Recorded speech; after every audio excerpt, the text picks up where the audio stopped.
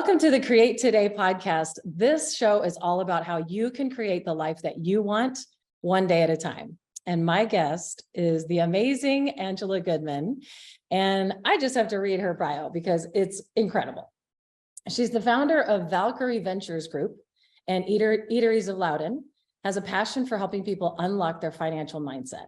After spending 15 years working for a Fortune 50, she ventured out on her own in 2016 and never looked back. After opening the first Virginia location of a popular Charlotte-based brunch franchise, famous Toastery, and now she has two. You need to update your bio. Angela now splits her time with small business owners to unlock problems with cash flow challenges, financial mindset, and workforce development. It's her mission to help eradicate entrepreneurial poverty, utilizing the tools of Profit First as an advanced certified Profit First professional. That's so awesome. Thank you so much for being here, Angela. Thanks for having me. I appreciate it. Heck yeah. Yeah. So we know what you're doing now, but I want to start about how you got there. What is your journey like and how did it start? You said you got, what were you doing before the Fortune 50 gig? Let's even start before that. So I graduated college before that. You did graduate. Yay! I didn't. So I've grown up working a lot, and that Fortune 50 was my first job out of college, actually. And Wow. and every 3 years I would get promoted and move up and physically move geographical locations for the company. And I was with them for about 15 years in different layers of the business. So What was your primary job? So I was in commercial HVAC, and I started out selling and designing HVAC systems for commercial properties, so hospitals, hotels, universities, and then I managed a service sales team of professionals, and then after that was a general manager for a service division up here in DC and Baltimore. So we worked on heavy equipment, large chillers. I ran 72 chiller techs. Yeah, it was a fun and exciting adventure over that 15-year period. And HVAC is not one of those things that you forget easily. So I still get people calling me all the time looking for knowledge on what's wrong with their systems, or why it wasn't designed right, or why is their thermostat not working, or any of those good things. So yeah, I've had 9 million professionals at my house in the last year and a half. I think they're all working now. So funny you say that HVAC. Okay, we weren't born and you didn't say, I can't wait to go work for an HVAC. What was your dream? What was your major? I majored in chemical engineering, and I had a minor in math and chemistry, and my parents were both in sales. So they had sales careers, but non-technical sales careers. And they said, well, you have a good personality for sales. Maybe you should try a technical sales route. And it had the most earning potential at the time. So that was why I ended up going that route. But it turned into a really good career for 15 years and has allowed me to then finance everything else that I do now. So it's been great.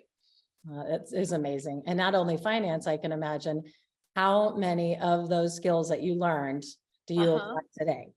Yes, exactly. I mean, there is nothing like managing service technicians. They are a whole nother breed altogether. Learning how to manage people who are working in the field remotely, and also being able to manage their admin support and manage the sales team in order to generate sales. I had learned a lot of people development concepts in that job for sure. So great. And so for people that are just right now leading teams of any sort, at any job, what are the top lessons that you learned? What are the things that helped you the most being a leader and in all of those situations? Well, I think definitely we're born with leadership tendencies, but we're not just created leaders when we start our career. And while I have a lot of leadership tendencies, I also have a lot of things that got in the way. I'm impatient. Tend to think that everyone thinks about things as quickly or solves problems as fast as I do. tend to not remember that people at that age in my life, that people have families, they have other commitments, they have other priorities. So what I learned most with managing other people throughout that time period was the heart involved in being a leader, and understanding that everyone has a life outside of work, and that does impact their work, and how you can best lead them through their challenges at home and their challenges at work, but still accomplishing the mission. And that's something that I spent a lot of years learning, and I wasn't good at in the beginning, but certainly has helped me later in life as I've gone through developing my other businesses. Even just what you said, just realizing that people do not think the same way, and they don't have the same issues or challenges, and they see things in their own lens. Just even recognizing that will help so much, even in leading even if you're not have a quote job, or you're not a leader of a team some sort, you're a leader of yourself and your life, and they're your friends and your families. Yeah, exactly. I love that. I love that. So what happened in 2016? It was kind of a long time coming, being a woman in a man's world. Not that I didn't appreciate it and enjoy it, but I got to the point in my corporate career where I felt a bit undervalued as a female where I was, and I also spent a lot of time traveling at that time. And my children were small, and I wanted to be home with them more, and so I wanted to take the opportunity I had to go into business for myself and kind of be my own boss. I mean, at that point, I was running a division, so I was my own boss within the company, but I still had a lot of leadership above me that didn't have the same core values in leadership that I did. And so it was just kind of time for me to move on. Yeah. So, and I had gone back to visit a friend of mine who still lived in Charlotte, North Carolina, and found out that our favorite breakfast place was starting to franchise. And so I contacted them thinking I wouldn't hear anything. And then the following week, I got a note back saying, hey, we'd love to be in Virginia, and we're working on our FDD up there, and let's talk. And then kind of the rest is history. It's funny because people often ask me the story, and then I think, gosh, how crazy really was that? Bottom line, not being in the restaurant business, not coming from that industry at all, and having very little knowledge of running a food business, and but yet kind of deciding to go all in on that. I just sort of said, okay, well, somebody's sending this to me, let me go take advantage of it and get on my way. And how was your husband feeling about all this? It's funny. At the time, I think he probably thought I was a little crazy. But at that time, we had always worked together. So he also worked at the same company that I worked. That's how you met? Yeah. And so because of that, he knew my work ethic and obviously my abilities to do those things. And so he was very supportive of whatever you think is best, then that's what we can do. So wow, that's incredible. Yeah. Did he stay at the corporate, the company that you worked for? Or did he go? Yes, he did stay there. He actually now has transitioned over to the restaurant businesses as of about a year and a half ago. So he kind of was ready to make his own transition over to kind of working for our business. And so he's doing that full time now. And he operates the two restaurants that we have open to make sure that logistically they have everything they need. And he focuses on the catering and the outside sales part of the business. So that's fantastic. Yeah. Mm-hmm. Did you have any, because you were working together at another company, did you have any challenges when you both started working for the same company yourselves and your own businesses? I mean, of course. Of course. I mean, bottom line is that relationships themselves are already hard, right? And then you add the added layers of working relationship, marital relationship, parenting relationship. Once you put all of those pieces of that puzzle together, obviously you can definitely struggle as a couple. And we made a pact before we opened the businesses that they would not drive us apart. And so we have withheld that to this point, and so it has been livable, but we've had our challenges. Yeah. Do you make other agreements as you get in, and then you just, now you're seeing what it's like to be inside, the same business and the same stresses and the same things? Or did you make other agreements after that? What are some of the things that helped you?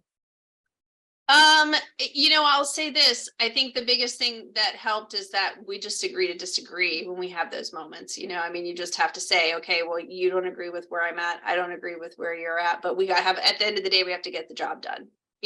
Bottom line is, in our entire staff, we have a staff of 34 people, and we tell our staff is 100% customer first. Without them, you wouldn't have a paycheck and we wouldn't have a paycheck. And so they come first, and we take that into our life really at home too.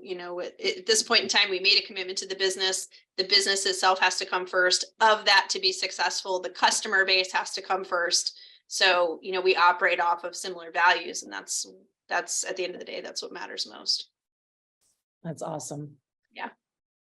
Why do you think you did you have hesitation about jumping into a franchise and never running a restaurant before? What were some of those thoughts going on? It didn't seem like you had a lot of fear. Did you have fear? It's funny. No, I did. I was not afraid. I bet on myself consistently, and I knew that no matter what was necessary, I would do what needed to happen to be successful. So fear was definitely not part of it. There were obviously ups and downs through the negotiation process and things that I hadn't been used to with becoming a franchisee. And there are certainly things that I haven't agreed with the franchisor. And so instead, I've kind of taken the role over the years of helping them with their business, instead of just sitting back and saying, well, I don't agree with what you're doing, then not doing it, but actually stepping in and saying, look, here's the reasons why. And so that's been good over time. In the beginning, as we were developing and they didn't know me and I didn't know them, that was a little bit of a struggle in the beginning, for sure. And you were one of the first franchisees? I was. So there were three they're not the very first. So there were 3 franchisees prior to me signing my agreement. And they had opened locations within 6 to 12 months of mine being open. So the franchise as a whole was very in its infancy. They had stores that had been open for the corporate side of things for 5 years before the franchisees started to open. So there were still operationally some things they didn't even have, under wraps at that time, but they knew they had a great concept. And so they wanted to build it and grow on it and franchise it. But they didn't have all their ducks in a row at the time either. So, yeah. Is owning a restaurant something that you always thought about doing? No. No. My very first job was at the Waffle House when I was 16. I was a Waffle House waitress, and I learned how to cook breakfast foods working at the Waffle House. And I'm the person who, if you come to Why did you have to cook at the Waffle House if you're a waitress? Because I did both. So at the Waffle House, if there's one person on second shift, or maybe there's a waitress and a cook on second shift, then, somebody's taking a break. So, and anyway, so I had I wanted to learn. So I learned how to do that. And I worked there for almost 2 years when I was in high school. And so when you come to my house on the weekends, if you're coming to stay at my house on the weekends, I'm likely up in the morning cooking you a good breakfast. And that's always been part of who I was. So I think the brunch part of being a restaurant was a natural fit.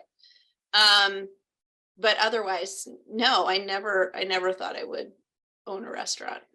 That's incredible. Yeah. So the desire was more based on, I want to be my own boss.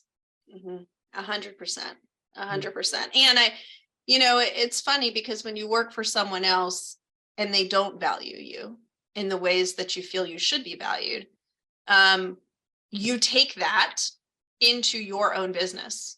And then it becomes something that you project and look down upon for your own employees. Here's how I wasn't valued in the business I was in. I want to make sure that I provide that level of value to the people who are working for me so that they feel valued and appreciated and understood. And I think in the restaurant industry as a whole, that's probably why we've been successful, because most of the staff has been with us at least 5 years. We still have people who are original from the 7 years ago that we opened. And it's all those leadership skills I learned about treating people as people and understanding the human side of leadership that have made us successful even through COVID. So it's How been did, let's talk about COVID. How did you make it through that point? Were you shut down for a while? So the dining rooms in Virginia closed on March 16th of 2020. We were no longer allowed to seat people inside the dining room, and we seat 160. So we're not a small restaurant by any stretch of the imagination. And at that time, I had 15 full-time employees and another 20 part-time employees. And so when the dining room closed, we did not have online ordering at that time. We did not have any kind of third-party delivery services, DoorDash, Grubhub, any of that type of stuff. We had 90% of our business was done in the butts that were in the seats inside the restaurant. We did some catering and carry out, but it was probably about 10% of the business as a whole. And there were a lot of tears. There was a lot of worry. As a new business owner, the restaurant had been open since late 2016. So we only had a little over 3 years behind us under our belt and no reserves, which leads to future parts of my story. But so what COVID taught me at that time was, again, lead with your heart. So the most important thing to me was to make sure that my full-time employees who relied on me to provide food on their family's table at dinner time, that they had a paycheck and they had a job.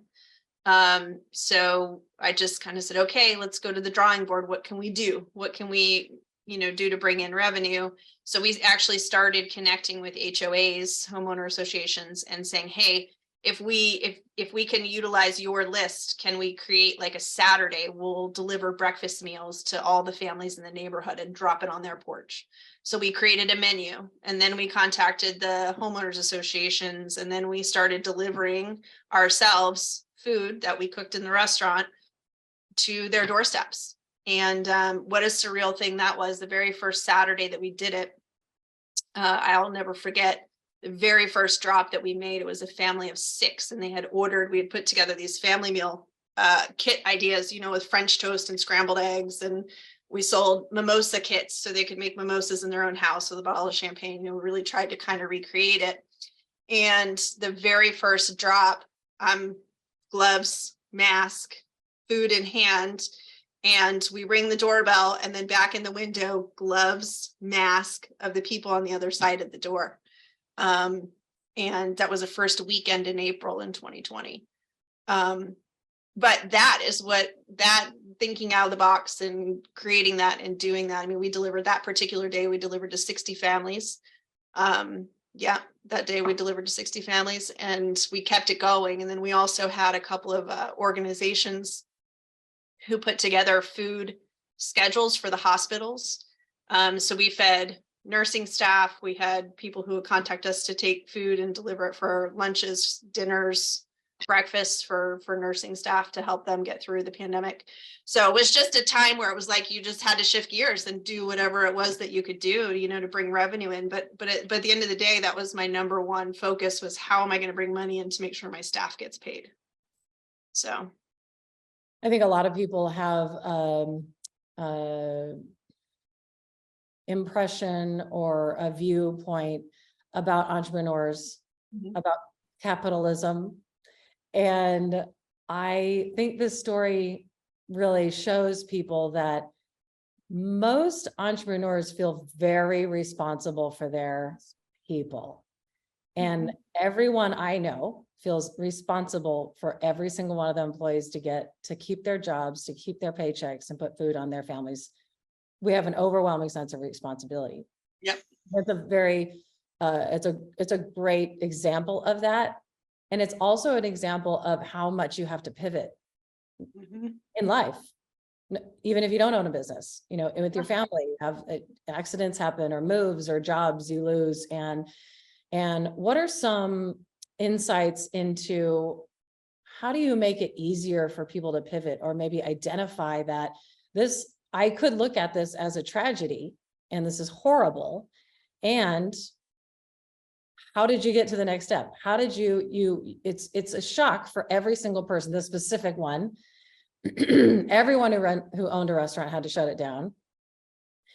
And then some people never pivoted and they never even opened back up again. They never thought of it. They never defined any solutions. And I hate seeing that. I hate seeing the restaurants that used to be there. And I'm like, oh man, they're not there anymore. And it makes me so sad. But how can you help somebody maybe walk through the mindset or some tools that you use to pivot so fast that you pivoted in 2 weeks and delivered 60 meals? That's incredible. Yeah. And you never delivered anything. Yeah, that's true. That's true. And then obviously through the pandemic, we got third-party delivery, online ordering, DoorDash, all the things. I think the biggest thing that I see in other entrepreneurs sometimes when you have massive change like that happen, you have to realize that even your people know that you don't have all the answers. And, when they shut the doors on the 16th, I think the week prior to that, business really died off, and then the staff started to get scared and they started to be really concerned for their jobs. And so what I did was the morning that the dining rooms were closed, I called in my entire staff and had a meeting with them and said, look, this is where we're at. I don't have all the answers. All I can tell you is I'm committed to finding solutions. And then we just need to work through it together. And, I also told them, I said, look, if you're part-time and you're living at home with mom and dad and you're supported in some way, then I've got to focus on the people that don't have that. But it is a matter of helping people with their mindset. As a leader, it is our responsibility to say, look, I don't have all the answers, but I'm going to help you find solutions. And we're going to do this together. It's not just going to be about me. And so the leadership team and myself, we sat down, we had brainstorming sessions. So what can we do? How can we get food out there? How can we make sure people know that we are open? Because we had people come and pick food up. You were allowed to do that. They just couldn't be inside. So how are we communicating the message? How are we delivering all that? I mean, I did live videos on Facebook and Instagram about us being open, what our plans were, what our focuses were. And that helps change the mindset. A lot of it is just leading by example for your staff, so for them to understand, okay, we're in this fight together. We're all in the same team. This leader is going to help me solve the problems and they're not putting it all on my shoulders. Why do you think it's so important for people to hear a leader say, I don't have all the answers? 'Cause most leaders, they pretend like they do. It's human. It's human. In all honesty, right? It's human. I feel like most people who hear someone say that they think that they've got all the answers are like, bullshit. You don't have all the answers. You don't know everything that's coming. I mean, we've never in this country, after 1908 with the Spanish flu, right? There was never a pandemic, of that proportion. Who is going to have the answers for that? Who understands how to deal with that? We didn't know the science. We didn't know what was going on at the time. People were terrified. There was a ton of fear in the media, right? Obviously. So of course, you have to stand up and say, look, I don't have all the answers, but we're going to figure it out together. Otherwise, people don't believe you as a leader because they know you don't have all the answers. You're a human being just like they are. Love that. Yeah. And the other important thing I heard you say was we all are all on the same mission.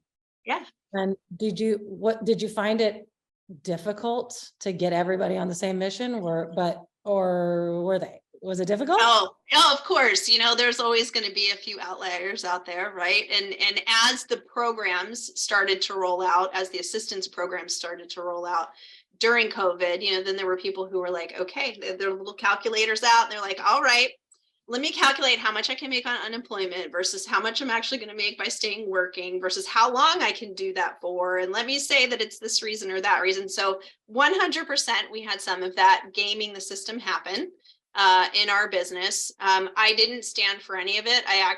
When I received my first PPP check, I gave $1,000 to every person on my staff. And I felt like that was necessary to make sure that they understood I was committed to getting them through whatever was happening without having an end of day in sight. And I literally had one of the employees at that time send me the check back sent me the bonus check back that I had provided to them and say, well, I can make more on unemployment. So I can't accept this money because if I accept it, then I can no longer collect unemployment.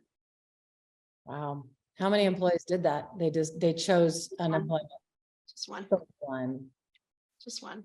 That's incredible. They must have a really good leader. That's fantastic. Like I said, that, it's funny because the majority of the employees that I had that were full-time at the time of the start of the pandemic are still with me today. That's incredible. Yeah. How long were you closed down? Because it's different in every state. We reopened, I believe, right before Father's Day in 2020. I think it was, we were closed for quite some time. Mother's Day and Easter, we did the family meal kits, but we couldn't deliver because there was so large of a request for people to order them. We actually did 105 meals on Mother's Day. Quiches and French toast casseroles with Bloody Mary mix and mimosas and, all the fixins and sides. By Mother's Day, on top of that, we had online ordering. So we did, I think 500 people through that, plus then fed another 100 and some family meals. That day is a day I will never forget in my life.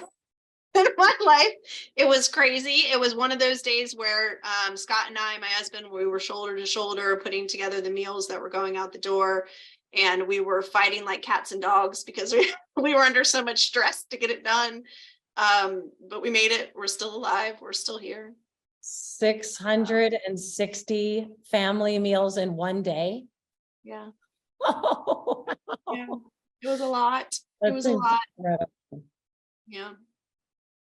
I want to go back to at the beginning of the close down period. You said, I did not have any reserves. And then you said, that's something that got me to what I'm doing now. Let's hear about that. Yeah. So around the time of the pandemic, my dad was very sick. He ended up with a really bad case of pancreatitis about 2 months prior. Was in a coma for 2 months and in a hospital is about an hour for me. So I spent pretty much every day with him until they closed the restaurant. And then I had to shift gears. And then they also then closed hospitals down. And if you were not a patient, you could not get in. So I couldn't go to see him anyway. And it was a really dark time, right? A lot of pivot, a lot of change, a lot of things going on that I didn't know how to deal with.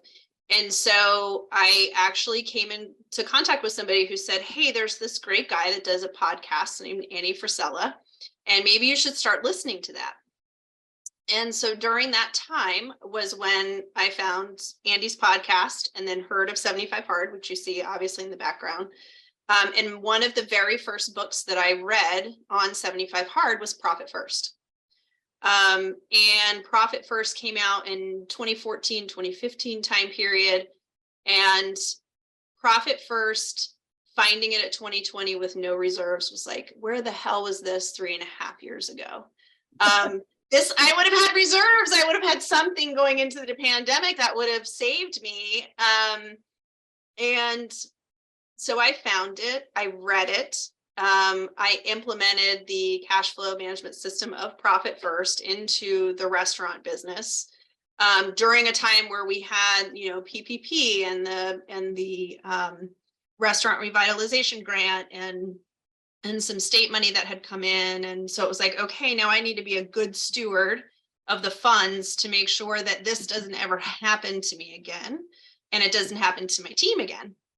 And so in that process, I was able to really implement Profit First, have some reserves behind me, be able to expand in the restaurant business and add on another 1,200 square foot with more seating, all during the time of the pandemic.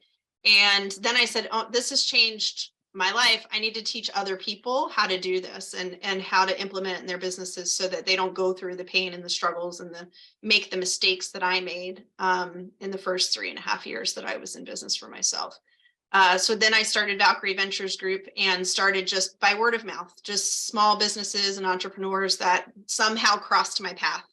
I don't market, I don't target for it today. I still have that same small, word of mouth side of things to it, but that's what Valkyrie is all about. I have people who will come to me where their businesses are upside down or they're insolvent, and they can't figure out how to get out of the mess they're in. And I just want to help them solve those problems, but teach them lessons too, so they don't repeat them, just like the lessons I learned and didn't repeat. So it's so cool because you're identifying them, helping them through the process, but then preparing for the future. That's just all. Could you give us some tips, if you have a business, or even if you don't have your own business, yeah. but if you do have your own business and the things that you're helping them the most, what are the top 3 or what have you, most common problems, and what are the most common solutions? What I see most readily amongst entrepreneurs is just a not in-depth understanding of their financials. So they understand money's coming in, they understand they have to pay bills. Most of them don't necessarily have the best, most cleanest of bookkeeping systems behind them, and they might even have bookkeepers, but if their P&L is not detailed enough, then they can't make business decisions based on if they should hire for more headcount, or whether or not they should spend money on expansion, or whether or not they've got investment to really be able to grow without growing themselves out, because you can definitely do that. You can grow too quickly and actually cost yourself business, and then you can actually fail from growth that isn't sustainable. So that being said, one of the most common things I see is just that lack of understanding on how to make those strategic decisions on where and when to spend your money. So you need better data. Yes. Dig deeper, get more data in front of you, so you know exactly what's coming in and what's coming out. Yeah. And it's most of the entrepreneurs that I have met have big dreams, as they should. They have big dreams that they want to accomplish, and most of them are impatient. That's why we're entrepreneurs. We don't want to wait on somebody else's idea to grow and change and scale. We want to do it on our own, and we want to do it yesterday. We don't want to do it tomorrow. Yesterday, now. Yes, yesterday. Guilty. Everything you say, I'm like, I'm guilty of that. Yeah. My bookkeeping sucks. I say I need to hire you immediately. Well, it's funny because there are ways, and it's all behavioral changes, and the things that I'm learning in my own life. There are a lot of decisions that I've made in business deals, partnerships, and financials that I made for reasons that are way from like wounds from my childhood. I have given money to people to make friends with them. I have done all of these things. And what people don't tend to understand is financials, while it's dollars and cents, is actually behavior. It's 100% behavior based. And what Profit First teaches you is that you can change your behaviors. And if you improve your behaviors around cash flow, you really give your business an opportunity for real sustainable growth. Wow. Yeah. So cool. Now you're also doing something amazing, and I had to get the name right. It's Powerful Woman Society. Where did that come from? So around all of the time of the Profit First, the COVID, the transition, I actually met a woman locally who lives close to me. We sat on a business panel together and spoke our stories. And I hired her as my life coach because she's amazing.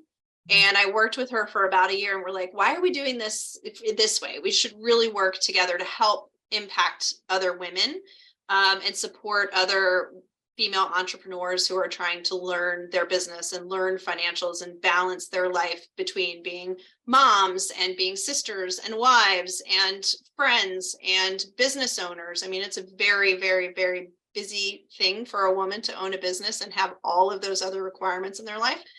And so we created the Powerful Woman Society to help be a support network for the women that we know, interact with, that want to come aboard and find a supportive network that's positive, and that has women who have experienced wearing all of those hats. Yeah. That's such a great resource. And what does it look like if somebody wants to join?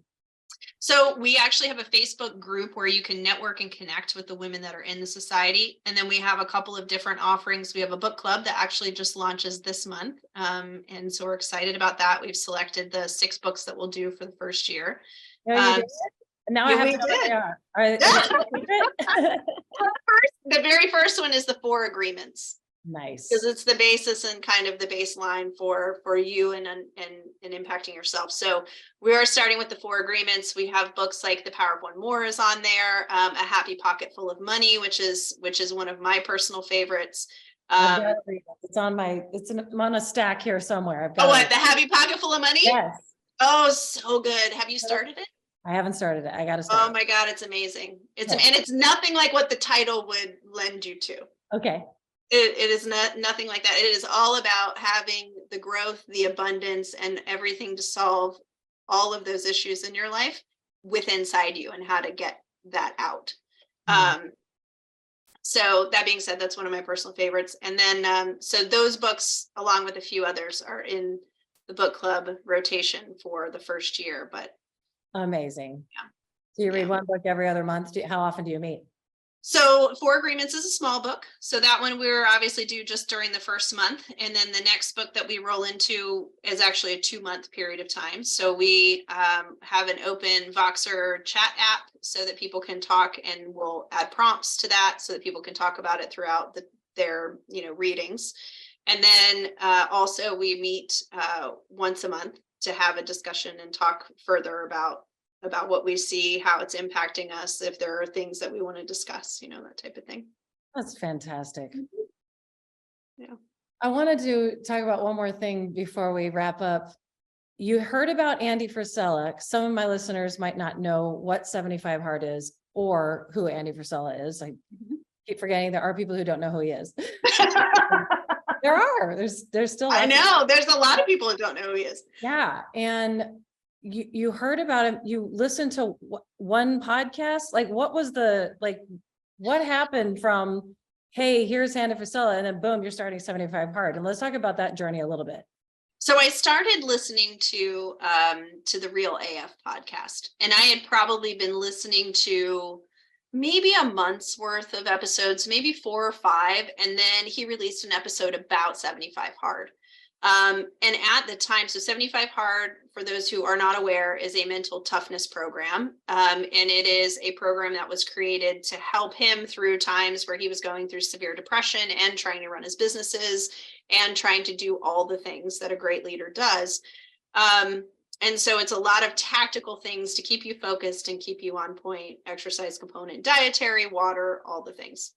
And I said to myself, I was just coming off of my dad's illness. My dad was in the hospital for 10 months, and a lot of I'm his power of attorney. So the responsibility for all the things when he couldn't accomplish them for himself for 10 months was on my shoulders, on top of all this other stuff. And so I'm like, man, I really need something to help my mindset, because it was so heavy between his illness, the COVID, and the impact to the business, and just all of the things that were going on in my life had really brought me down to like this place of where every day was, I won't say a struggle to get through, but there was always like a point in the day where I'm like, oh my God, I just can't do this another day. I just can't do it another day. It's so much. And so when he started talking about the reasoning why he created the program, I was like, dang, that's the point. That's where I'm at right now. I need to do this to try to recenter myself and get back some focus on what I can accomplish instead of solving problems for everyone else. I got to solve mine too. And so it was January of 21 that I started 75 Hard. So it was a few months after I learned about it. That's fantastic. Yeah. What were some of the main takeaways? I've done it. A lot of our friends have done it. Yeah. I know people, my listeners may not have heard of it. What were some of the main lessons that you learned? So basically, just so you know, it's for 75 days straight. There's no cheat meals at all. You stay on the diet of your choosing. You just decide what clean meals you're going to eat and then stick to it. No cheat meals. You have to work out in 2 workouts a day. One of them has to be outside, which is something that I have found to be so amazing for my mental health. Just get your butt outside, and I still do it as much as possible. A gallon of water a day, and you have to read 10 pages every single day of a personal development book. First of all, how many books did you read? Do you remember? Oh my gosh. It was like 10 or 12. So I'll say this, before I started 75 Hard, I probably hadn't read a nonfiction book in years, like years. I during the first time around, I don't even know how many books I read. I have a bunch of them behind this pile of books. These are all ones that I have read in the last few months. Since starting the thing a couple of years ago, I've probably read at least 70 books, at least.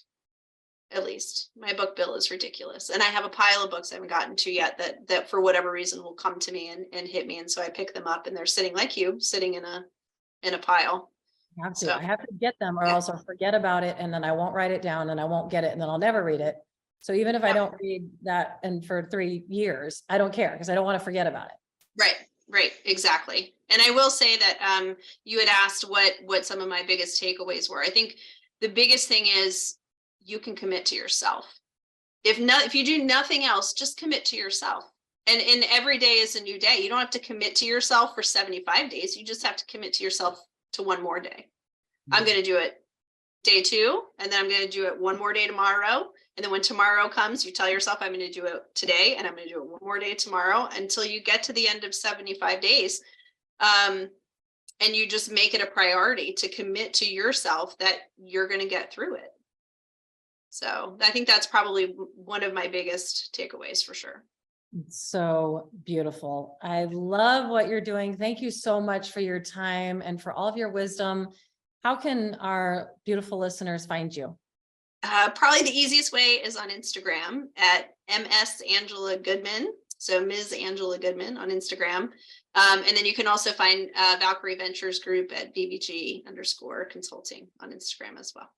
Fantastic. And you post all about the women's group on Instagram. We have a link there somewhere on your Instagram. Yes, we have a website for Powerful Woman Society. It's thepowerfulwomansociety.com. And then we also have the Facebook group. You can find us under the Powerful Woman Society in Facebook as well.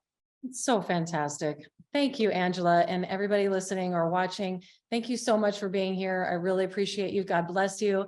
And just remember that you can create any life that you want. It's just one day at a time. God bless.